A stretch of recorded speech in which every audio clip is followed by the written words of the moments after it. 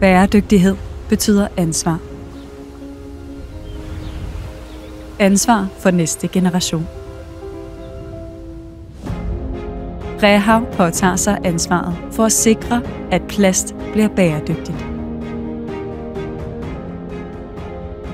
Vinduet kan derfor genbruges i en helt lukket cirkulær økonomi. Rehav indsamler gamle vinduer, genvinder materialet og bruger det til fremtidens vinduer.